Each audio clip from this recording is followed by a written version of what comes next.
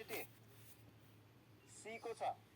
किन भन्दाखेरि सेल्सियस पुग्यो, अर्को एउटा लिक्विडलाई चाहिँ घाममा राखियो अरे 10 मिनटसम्म, इक्वल हिट पायो तिनटैले, इक्वल अमाउन्ट छ तिनटैको।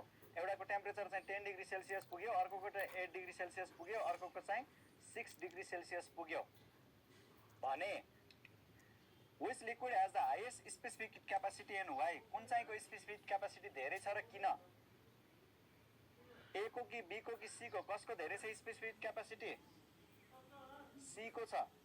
किन भन्दाखेरि यसमा त्यति 10 मिनेट तताइयो तीनवटैलाई 10 मिनेट तताउँदाखेरि पनि यसको टेम्परेचर बढ्नलाई एकदम समय लागिरहेछ, यसले धेरै हिट खाइरहेछ।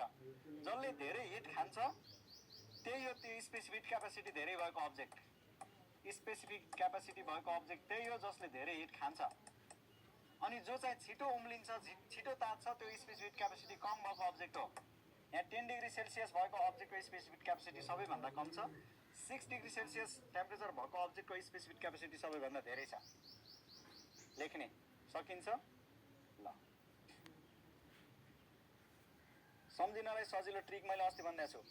स्पेसिफिक क्यापासिटी भएको अब्जेक्ट ढिलो तात्छ, ढिलो सेलाउँछ, सक्यो। त्यही भएर हामी चाहिँ राति खोलाको किनारमा बस्दाखेरि तातो हुन्छ, पोखरी किनारमा अथवा ठुलो तालको किनारमा तातो हुन्छ। दिनभरि घामले तातेको हुन्छ पानी, त्यहाँको साइडको हावा पनि तातो हुन्छ है।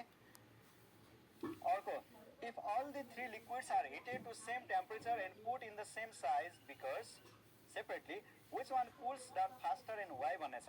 अब तीनवटालाई फेरि हामीले के गरियो अरे, एउटै साइजको बिकरमा राखियो अनि सेम हिट दिएर सेम टाइमसम्म तताइयो र चिसो हुनको लागि छोडियो भने कुन चाहिँ छिटो सेलाउँछ? किन? कुन छिटो सेलाउँछ? ए छिटो सेलाउँछ। किन भन्दा त्यसको स्पेसिफिक क्यापासिटी कम छ, त्यसमा हिट इनर्जी पनि कम छ। अनि त्यो हिट इनर्जी कम भएको हुनाले हिट इनर्जी छिटो लस हुन्छ। लेख्नु पर्यो है। ल, सकिन्छ?